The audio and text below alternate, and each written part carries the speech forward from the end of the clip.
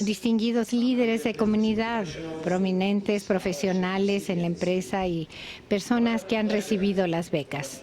Estudiantes, es un gran placer para mí el estar participando en esta conferencia.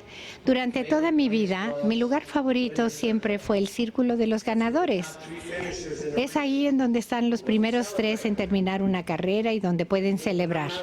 Y incluso cuando yo no estoy en una carrera, me encanta estar cerca de quienes ganan y tienen éxito en la vida. Ese es el tipo de compañía que me gusta tener. Así que cuando me pidieron que les hablara a ustedes, un grupo de estudiantes sobresalientes, quienes desean aprender y convertirse en profesionistas, profesionales, que quieren ser lo mejor que alcancen a ser, pues decidí que este era un grupo que me encantaría, porque ustedes ya son ganadores. No me parece que sea posible llegar a ser ganador ni en las carreras ni en la vida si no se tiene, antes que nada, el punto de vista del ganador. Yo siempre quise conducir un automóvil de carreras. Quería un automóvil que fuera superior, más eficiente, algo que nadie más pudiera acercarse a tener. Pero claro, eso no es más que visión. La mayor parte de lo que hacen los ganadores es trabajar. Una vez que se tiene la visión, hay que trabajar en un 99%. No es fácil ser alguien que logra cosas superiores. Es más fácil ser mediocre. Y por eso es que me gusta este público, porque son ustedes estudiantes sobresalientes que se han ganado becas. Eso requiere de muchísimo compromiso y arduo trabajo. La energía tiene que provenir desde dentro de ustedes. Ustedes tienen que decirse a sí mismos, esta es una de mis principales prioridades para mi vida. Quiero lograr esto y voy a hacer todo lo que esté en mi poder para hacer esto tan bien como me sea posible. Me pidieron que les hablara a ustedes hoy acerca de algunas de las experiencias de mi vida y tal vez de alguna pequeña forma pueda yo contribuir a una nueva forma de pensar y vivir y hacia un sentido de responsabilidad hacia ustedes mismos y hacia otros.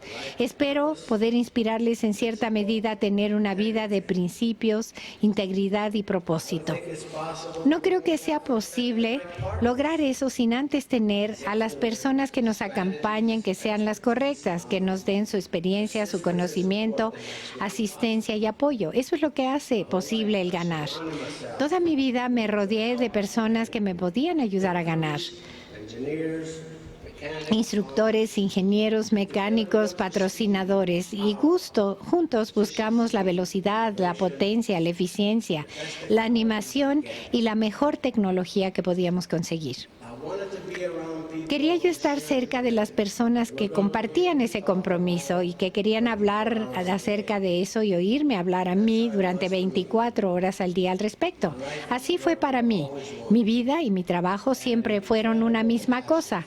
Tenía yo una pasión increíble por las carreras y nunca pensaba en nada más. Para defenderme de este egocentrismo, les debo decir que era un hombre que tenía un enfoque y que estaba buscando mi objetivo y mi meta y dispuesto a hacer cualquier cosa para lograrla. Y tenía este deseo de ganar, un deseo candente para hacerlo. Y decidí que quería continuar ser un ganador. Pero me di cuenta que hay que constantemente adaptarse al cambio, porque si no, se vuelve uno obsoleto, pasado de moda. Hay que mantenerse actualizado. Decidí entonces hablarles el día de hoy acerca de los cambios que yo he experimentado, acerca de aceptar el cambio,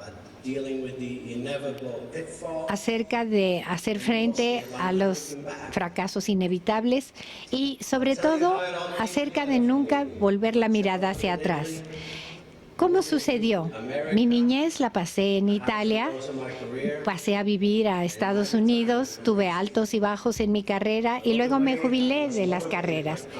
En el camino me vi motivado por cambios constantes, una loca imaginación, algo de mala suerte y una pasión por las carreras que quemaba mis adentros como un fuego fuera de control.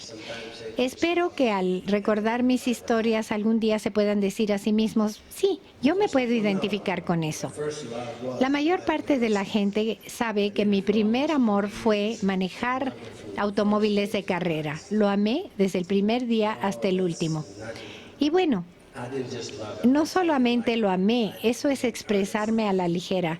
Lo hice muy en serio, no me preocupaba ni me ocupaba ninguna otra cosa. Estaba obsesionado con ello. Mi hermano gemelo y yo nacimos en 1940 en Mentona, Italia, que ahora forma parte de Croacia, como a 35 millas de la ciudad de Trieste, tierra dentro del mar Adriático.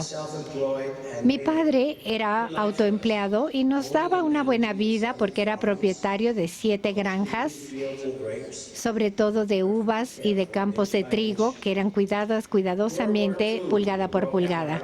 La Segunda Guerra Mundial brotó por alrededor de la época en que nosotros nacimos, pero al terminar no hubo paz porque siempre las fronteras después de una guerra están en disputa. En 1945, nuestro pueblo de Montona fue cedido a Yugoslavia como parte de un acuerdo político y nos quedamos atrapados dentro de un país comunista. Fue una cosa el que mis padres supieran dentro de sí mismos que nunca lograrían nada bajo este régimen comunista, y otra muy diferente, el poder cambiarnos, pero ¿cambiarnos a dónde? Éramos una familia de 5 y cualquier cambio iba a ser hacia un lugar desconocido. Nos resistimos en el mismo lugar durante 3 años, esperando que el único mundo que habíamos conocido se corregiría. Pero cuando las cosas no habían cambiado para 1948, decidimos dejar Montona, lo cual era permisible siempre y cuando no llevara uno nada consigo. Dejamos nuestras 7 granjas y nuestro hogar, que en realidad ya no eran nuestras, porque con el comunismo la propuesta principal es que es el Estado el que es dueño de todo.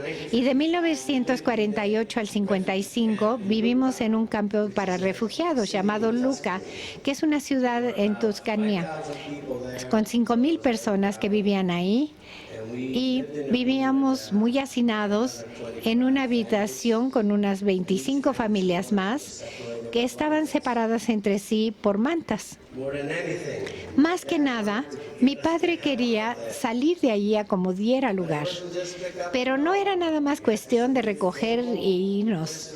Teníamos que dar entrevistas ante el consulado americano y luego esperar. Y solo pocas personas recibían una visa.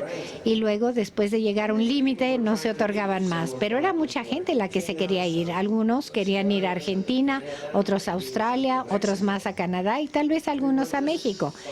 Todos seguían su imaginación sencillamente, aunque algunos quedaron ahí, según lo que pensaran que era lo mejor para ellos. Mi padre solicitó una visa estadounidense, sabiendo correctamente que con la situación existente era probable que el tiempo fuera largo antes de que se les otorgara. Y fue entonces, cuando todavía estábamos en Italia, que estaba yo desarrollando este amor por las carreras automovilísticas. Recuerdo sobre todo la carrera que se llama las 1000 millas. Uno de los segmentos atravesaba el paso de Abaconia, cerca de Florencia. Cada año mi hermano y yo observábamos al lado de la carretera y hablábamos de vuelta en casa de solo eso durante semanas. Bajo las mantas en la noche hacíamos creer que éramos pilotos de automóviles, de equipos famosos, hacíamos los sonidos de los automóviles. Y ese tipo de imaginación es algo bastante normal en un niño que no sabe a dónde va a estar cuando crezca. Y cuando le preguntamos a un niño, ¿tú dónde vas a estar cuando seas mayor? Yo les contestaba, yo voy a ser corredor en las 1000 millas de Italia. Y casi nunca uno le dice a un niño que sus sueños nunca se harán realidad, sobre todo los italianos, que son muy propensos a exagerar. Mientras vivíamos en el campamento, nuestra pasión por las carreras fue reafirmada por una amistad con 2 amigos que tenían un garage para estacionar automóviles en el centro de Lucca. Mi hermano y yo nos íbamos allí a pasear después de la escuela y fue allí donde aprendimos a conducir. El garage siempre estaba lleno y los automóviles siempre estaban estacionados muy apretados unos contra otros porque había una falta de espacio, y los empresarios que trabajaban en la ciudad dejaban ahí los automóviles durante el día como servicio de valet. Aldo y yo lo vimos como una gran oportunidad de conducir algunos automóviles, así es que ofrecimos nuestros servicios. Bueno, Dios mío, hacíamos correr las llantas de atrás. Éramos pequeños diablos. Esos pobres clientes no sabían lo que les estaba pasando a sus automóviles. Pero hay dos mensajes en esta historia. Primero, la historia es de cómo aprendí a conducir, pero el segundo mensaje es cuidado con dónde dejen su automóvil para que los lleven los de estacionamientos de ballet. En 1954, los que eran propietarios del garage nos invitaron a mi hermano y a mí a ir a ver el Grand Prix italiano. Las carreras automovilísticas en aquella época eran más populares que cualquier otro deporte en Italia. Alberto Ascari era el campeón de la época, era mi ídolo. Solo tenía 14 años, pero fui a esa carrera sabiendo inmediatamente que yo quería ser piloto de automóvil de carreras y que quería participar en el Gran Premio italiano. Y me dije, volveré aquí algún día. Todo el tiempo, mi padre continuaba determinado de llevarnos a América. Ya habían transcurrido 7 años desde que habíamos estado en el campamento de refugiados y todavía estábamos solicitando nuestras visas. Ya casi se nos había olvidado el asunto, cuando de pronto, nuestras visas salieron y nuestros padres nos dieron la noticia. Nos vamos a ir a vivir a Estados Unidos.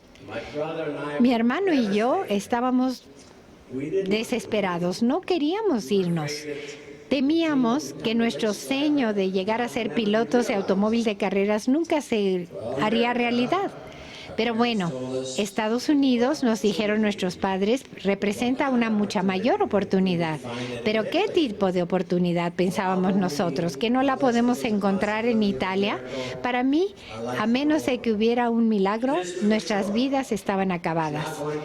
Pero esto era seguro para mí. La historia no iba a tener un final feliz.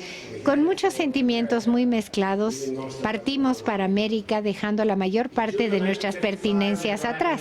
En junio de 1955 llegamos a Estados Unidos. Mis padres, mi hermano, mi hermana y yo. Yo tenía 15 años y había vivido en el campo para refugiados desde que tenía 8 años. Mi padre tenía exactamente $125 a su nombre. Ninguno de nosotros hablábamos inglés. Y nos quedamos en Pensilvania con un tío y todos conseguimos trabajos. Mi papá trabajaba en una compañía acerera, mi hermano y yo en una gasolinera, mi hermana en una tienda de departamentos y conjuntamos todo nuestro dinero. Mi papá estaba determinado para construirnos una vida sin importar qué se interpusiera. 2 años más tarde teníamos una casa, un automóvil nuevo. No estábamos ricos, ni pensarlo, pero yo diría que mi papá manejaba este cambio extremadamente bien. Desde el campo de refugiados habíamos planeado nuestro futuro y habíamos logrado lo que queríamos, dejando de ser ya víctimas de la guerra y convirtiéndonos en personas victoriosas. No se nace con la pasión para ganar y la fortaleza para sobreponerse a la adversidad, pero de alguna manera, como mi padre y mi hermano, teníamos un fuerte impulso para seguir adelante. Poco después de llegar a Estados Unidos, en tanto mi hermano y yo trabajamos en la gasolinera, llegó un camión que jalaba un automóvil de carreras. Nos preguntamos, ¿habrá una pista de carreras cerca? Y sí, había una pista de media milla. Aldo y yo fuimos a verla y había muchísima velocidad y nos parecía algo muy factible para nosotros. Y de pronto desarrollamos una nueva pasión totalmente por la vida. Estábamos en una misión. Quizá después de todo los Estados Unidos no nos recibió tan bien. Ahora, exactamente como nos convertimos en corredores, primero requerimos de nuestro propio auto y hay nada más 3 formas de obtenerlo. O lo robamos, lo que estaba contra nuestros principios, lo comprábamos, excepto que no teníamos tanto dinero, o lo hacíamos nosotros, lo construíamos y era la única posibilidad que teníamos. Así que a los 18 años tuvimos la primera experiencia como socios. 4 socios locales más nosotros, 6, decidimos desarrollar el auto que teníamos, volverlo un auto deportivo. Cada uno de nosotros, con el dinero que teníamos, lo aportamos y sumamos un total de $500. Y nosotros dijimos que cualquier persona que tuviera el más mínimo conocimiento de autos deportivos, lo entrevistamos, aprendimos así de suspensiones, motores, amortiguadores, etcétera, etcétera.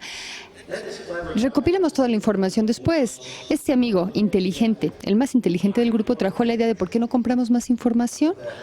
Uno de los equipos de la fábrica Hudson de autos estaba disolviéndose. Nosotros no podíamos comprarle activos, pero sí podíamos darnos el lujo de comprarle a esta persona de la Hudson más información. Sí podíamos recopilar otros $500 o $500, pero pedirlos prestados tendría que ser un banco y era un nuevo crédito y no podíamos hacerlo. Después vino Jimmy Cavallini, que tenía un negocio en el barrio y que le gustaba, creo yo, esto, y fue consignatario para solicitar un crédito. Compramos más información, configuraciones de todas las diferentes partes de un automóvil para ver cómo se armaba, y debido a que Julie Cavallini había sido cofirmante de este crédito, pusimos el nombre de la empresa sobre el auto y compramos, nos dio un garage más grande, compramos algunas herramientas y llantas y fue nuestro primer gran patrocinador.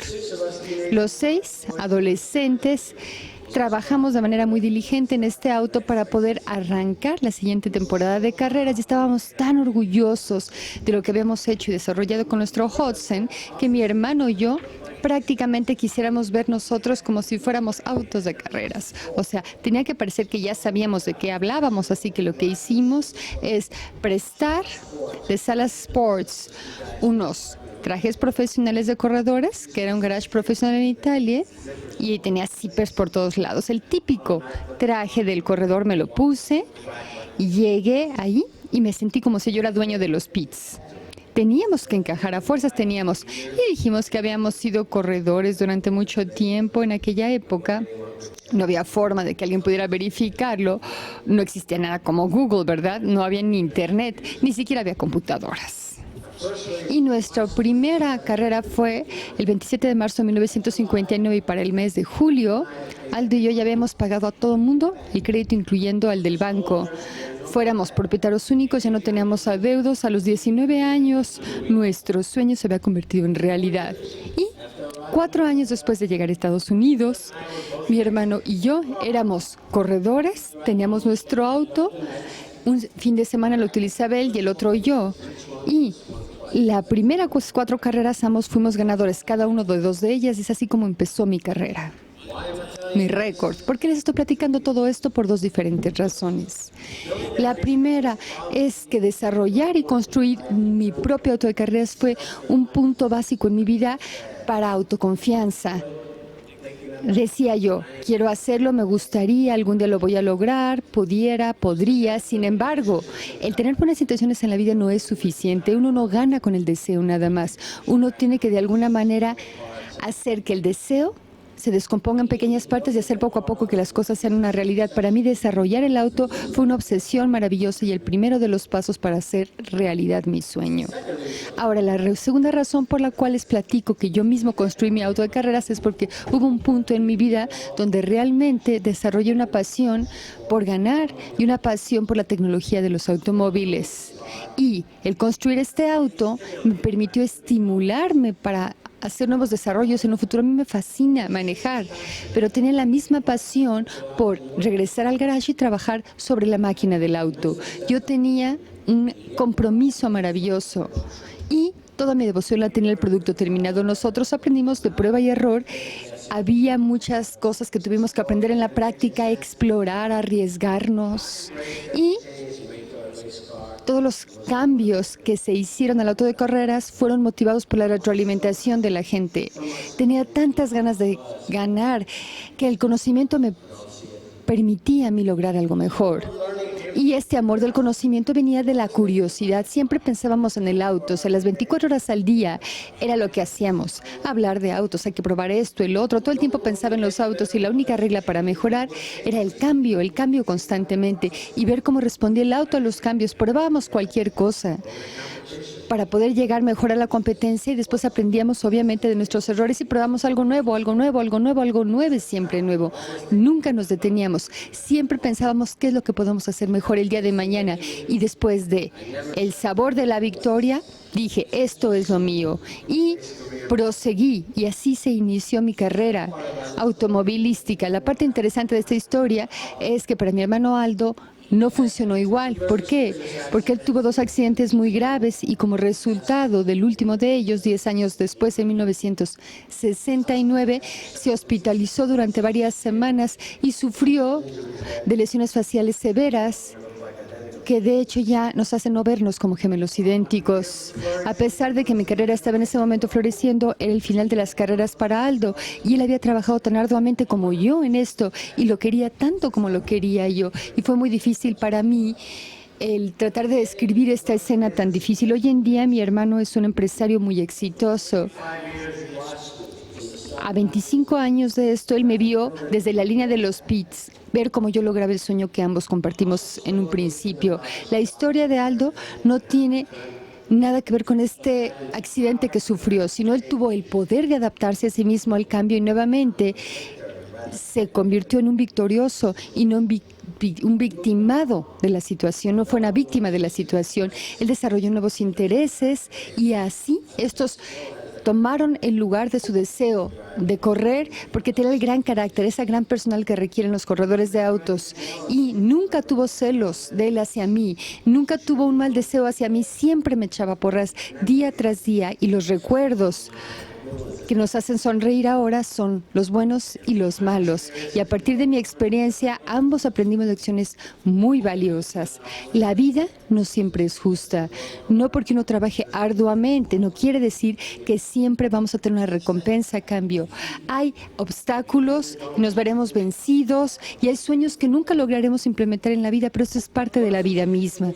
Por supuesto que para mí es fácil decirles que lo que le sucedió a Aldo pudiera fácilmente haberme sucedido a mí en lugar de a él.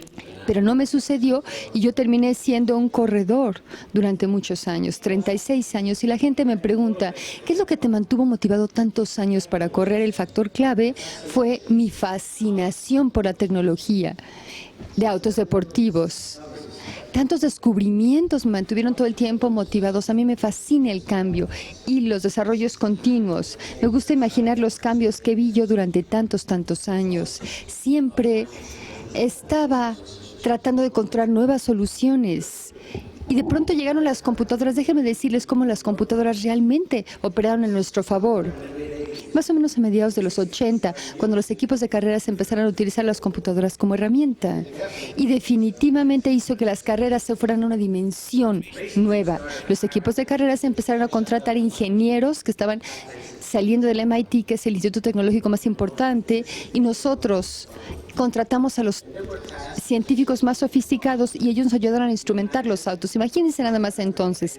Empezamos a obtener nosotros información que no sabíamos ni que se podía obtener y en última instancia logramos nosotros niveles mucho mejores de desempeño con el auto.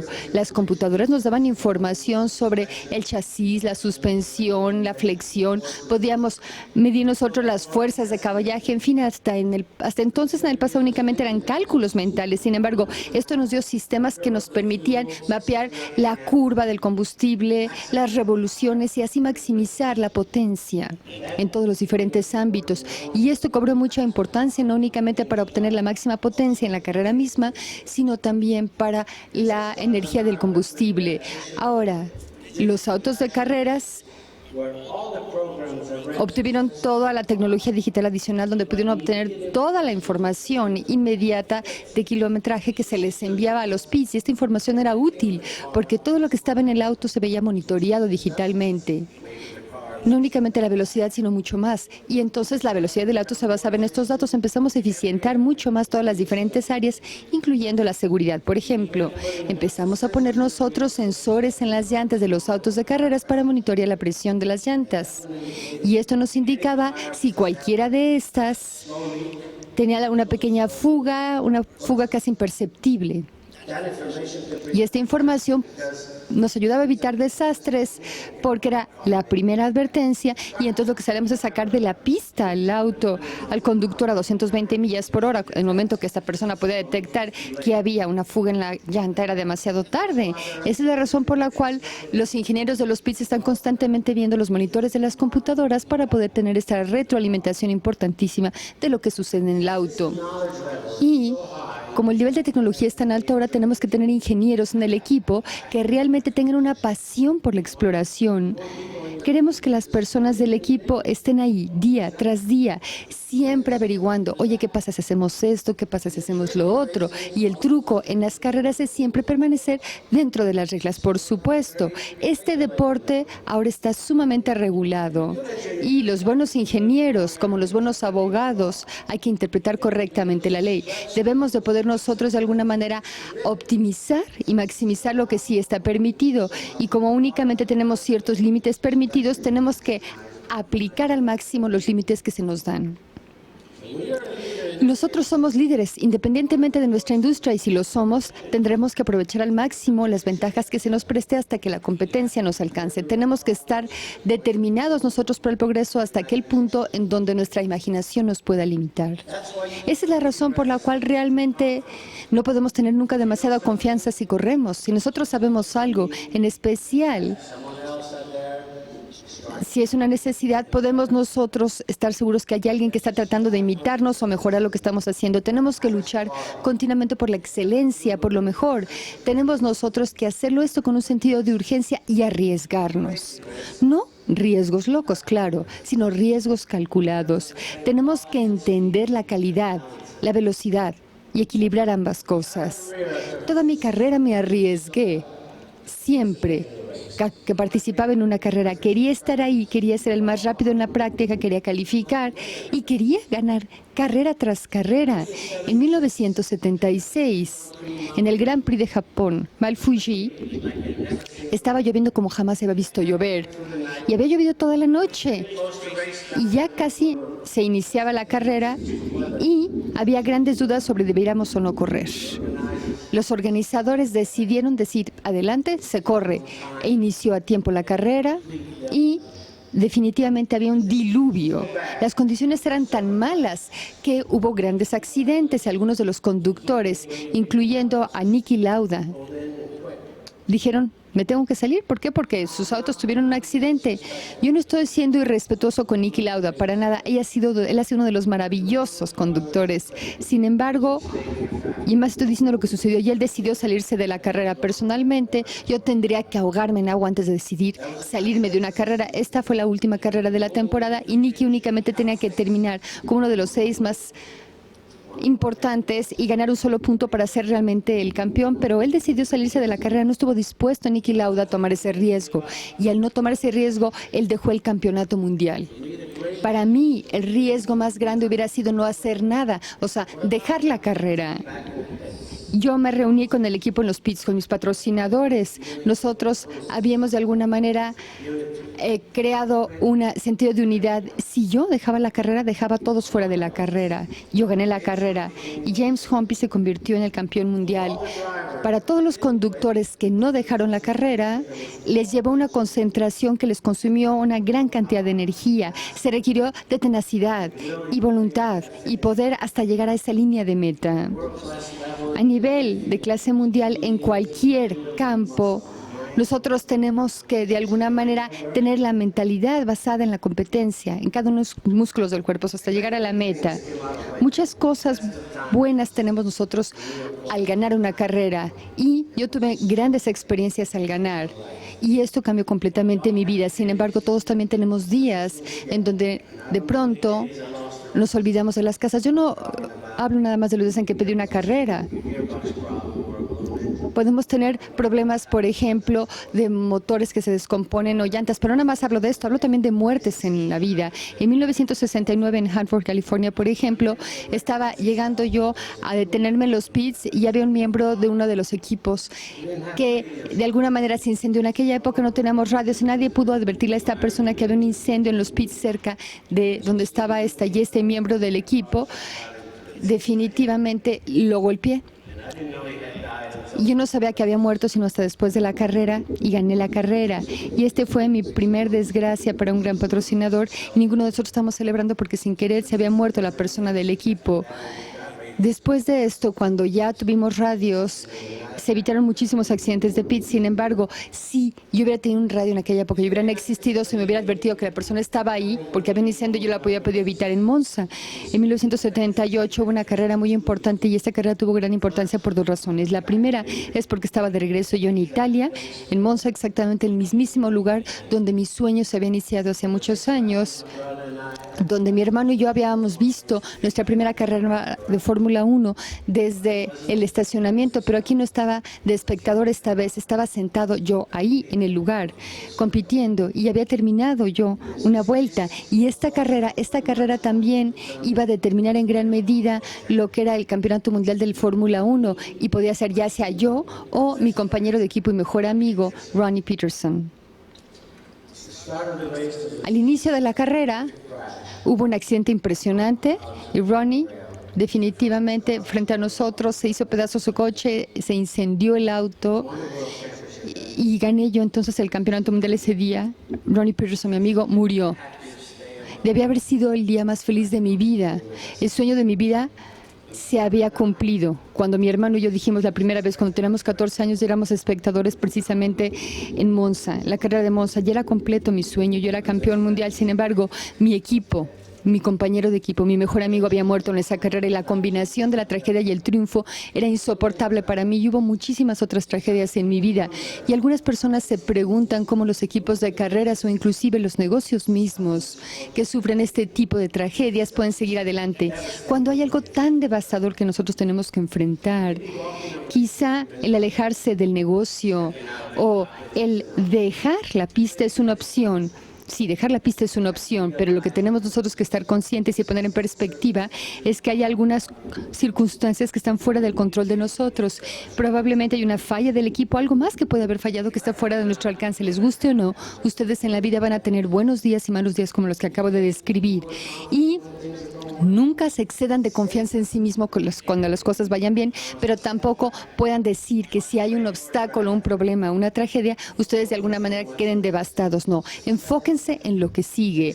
El éxito requiere de la respuesta correcta a estas situaciones devastadoras. No permitan que un obstáculo en la vida sea la palabra final en el camino. Todo puede manejarse de una manera u otra. Algunos momentos de la vida van a ser mucho más difíciles que otros. Cuando yo analizo mi propia vida, de donde inicié hasta donde estoy hoy en día, he pasado por los mejores y peores momentos en ella. Y los repaso una y otra vez. Y algunos días para mí son verdaderamente celestiales, algunos otros son verdaderamente infernales. Y la forma de salir de los malos momentos es a través del compromiso personal para lograr nuestras metas. Tenemos que estar determinados, permanecer viendo hacia adelante, hacia nuestras metas, siempre con ese objetivo. Una de mis filosofías siempre ha sido precisamente el paso institucional.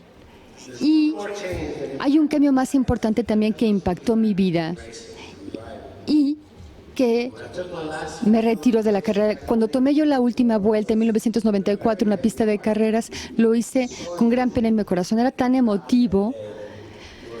Había miles de espectadores que hicieron la última vuelta en la pista conmigo y de alguna manera me sentí yo como si estuviera totalmente solo a pesar de ello. Algunas veces nos enojamos tantos que nos hace llorar y así sentía yo. O sea, sentía yo gran rabia de que mi carrera llegara a su fin. Estaba tanto furioso como feliz al mismo tiempo. Estaba furioso porque había terminado mi carrera. Había sido tantos años que me han pasado tan rápidamente, pero estaba feliz de que yo había amado tanto este deporte durante tantos años y había tenido la suerte de lograr tantas cosas y de repente me di cuenta que era lo que iba a suceder.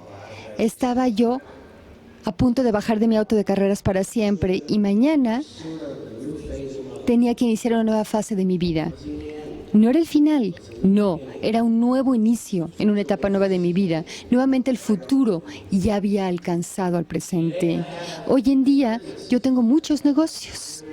Tengo unos viñedos en California, un negocio de petróleo, una escuela de carreras de autos, una línea de cosas y muchas otras cosas. He trabajado yo con muchas empresas globales también. Y mi vida, así como las carreras, está siempre llena de nuevos retos para los que requerimos nuevos conocimientos y nueva versatilidad. Así que hoy todo el mundo me pregunta, ¿y de dónde te viene la inspiración que tienes? Y lo único que les respondo es que la inspiración siempre me ha acompañado a mí. Mi corazón y mi mente están con ella. Esa es la forma en la cual corrí autos, esa es la forma en la cual he operado mis negocios, con el deseo de hacer bien las cosas. Y este deseo de hacerlas bien todavía sigue en mí. Yo me acuerdo siempre buscar aquello que me llevara hacia la perfección para ganar, pero no lo buscaba yo, estaba en mí, era parte de mi fundamento de persona, así supongo yo.